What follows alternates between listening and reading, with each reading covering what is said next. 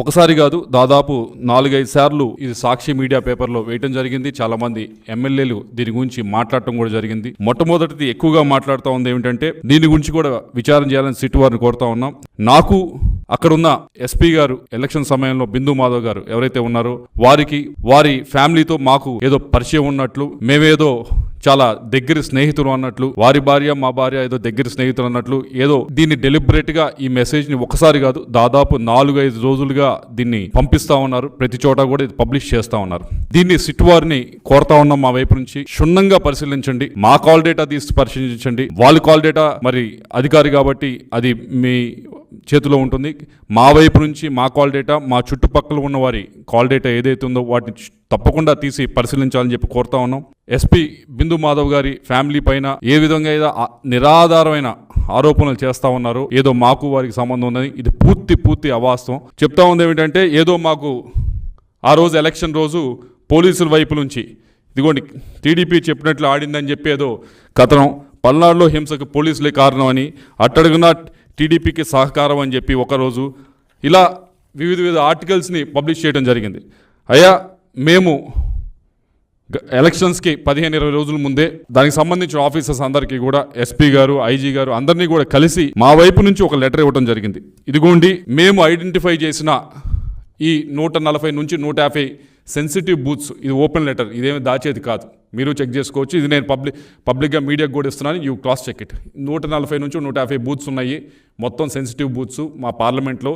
దీనికి సంబంధించి మీరు కొద్దిగా బందోబస్తు అనేది జాగ్రత్తగా చేయాలి అని చెప్పడం జరిగింది. చెప్పినప్పుడు ఇంకో విషయం కూడా చెప్పాం, మేము ఇవ్వటమే కాదు అటువైపు పార్టీ వాళ్ళు కూడా ఇస్తారు. ఒక 140-150 ఈ 300 బూత్స్ని మీరు సరిగ్గా మ్యాన్ చేస్తే చాలు, ఇక్కడ ఎటువంటి ఇబ్బందికరమైన సంఘటనలు జరగవు, ఎటువంటి వైలెన్స్ జరగదని చెప్పి మేము ఇవ్వటం జరిగింది. ఆ 140-150 బూతులకు సంబంధించి ఏ విధంగా బందోబస్తు పెట్టారు, ఏదో ఎటువైపు నుంచి చెప్తా ఉంది ఏంటంటే మాకు సంబంధించిన మాకు ఫేవరబుల్గా ఉన్న బూత్స్లో ఏమైనా తక్కువ పెట్టారు, వాళ్ళకి ఫేవరబుల్గా ఉన్న బూత్స్లో ఏమైనా విపరీతంగా పెట్టారని చెప్పి మరొక ఆధారం లేని ఆరోపణలు చేస్తూ ఉన్నాను. దానికి సంబంధించి కూడా ఏదైతే మేము మా బూత్ ఏజెంట్స్ అడగడం జరిగింది, అయ్యా మీరు బూత్లో కూర్చున్నారు, ఈ బూత్లో కూర్చున్నప్పుడు మనకి కొద్దిగా ఇబ్బందికరంగా మనకి అన్ఫేవరబుల్గా ఉన్న బూత్స్ లిస్ట్ ఏదైతే మనము ఇక్కడ సెన్సిటివ్ బూత్స్ అని మనం ఐడెంటిఫై చేసామో ఆ బూత్స్లో ఉన్న సెక్యూరిటీని ఒకసారి మీరు లిస్ట్ ఇవ్వండి అని చెప్పి వాళ్ళు అడగడం జరిగింది. ఎంతమంది ఉన్నారు, ఎంతమంది పోలీసులు ఉన్నారు, ఎంతమంది సిఆర్పిఎఫ్ ఉన్నారని చెప్పి మీరు కావాలంటే చెక్ చేసుకోవచ్చు. ఇది కూడా పబ్లిక్గా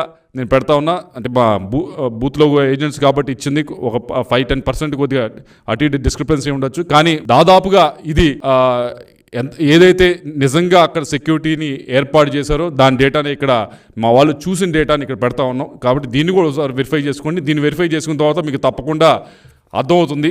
ఎందుకంటే దీంట్లో కూడా మేము ఇక్కడ పెదకూరపాటు చూసారంటే దాదాపుగా 20 బూత్లు ఇస్తే దీంట్లో దాదాపు 17 బూతులు ఒక కానిస్టేబుల్నే మేము సెన్సిటివ్ బూత్స్ అని ఐడెంటిఫై చేసిన దాంట్లో 20 బూతుల్లో 17 బూతుల్లో ఒక కానిస్టేబుల్ మాత్రమే పెట్టడం జరిగింది. ఇలా ప్రతి నియోజకవర్గాన్ని ఇచ్చాం, నర్సరావుపేట ఇచ్చాము, అలాగే సత్తెనపల్లి ఇచ్చాం, మాచర్లు ఇచ్చాము, అన్ని బూతులు కూడా. ఇది కూడా ఏదో సీక్రెట్గా ఉంచేది కాదు, ఇది కూడా ఓపెన్గానే మేము పెడతా ఉన్నాం.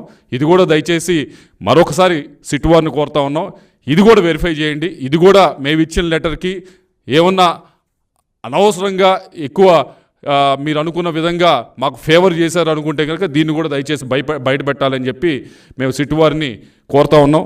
అలాగే మూడో ఆరోపణ ఏమిటంటే పోలింగ్ రోజు మాకేదో మా కనుసరణలో ఏదో జరిగింది, మేమేదో చాలా ఇన్ఫ్లుయెన్స్ చేసామనే ఒక ఆరోపణ చేస్తూ ఉన్నారు. దాని గురించి కూడా సిట్ వారిని దయచేసి వెరిఫై చేయమంటా ఉన్నాం. నేను ఐఎమ్ రెడీ టు గివ్ నా ఫోన్ డేటా ఇవ్వడానికి నేను రెడీ, కావాలంటే నా డివైస్ ఇవ్వడానికి కూడా రెడీ. మా వైపు నుంచి ఏ విధమైన ఏ ఆఫీసర్కైనా ఏ స్థాయి ఆఫీసర్కైనా ఫోన్లు చేసి మా వైపు నుంచి మేమేమన్నా అన్డ్యూ రిక్వెస్ట్ అడగకూడని రిక్వెస్ట్లు ఏమైనా అడిగితే తప్పకుండా దాన్ని బయట పెట్టాలని చెప్పి సిట్ వారిని కోరుతా ఉన్నాం. నా వరకే కాదు, నా చుట్టుపక్కల ఆ రోజు ట్రావెల్ చేసిన వారి అందరికీ కూడా మీరు దయచేసి కాల్ డేటా రికార్డ్ చేయండి, తీసుకొని వాటిని వెరిఫై చేసి ఇవన్నీ కూడా బయట పెట్టాలని చెప్పి కోరుతా ఉన్నా.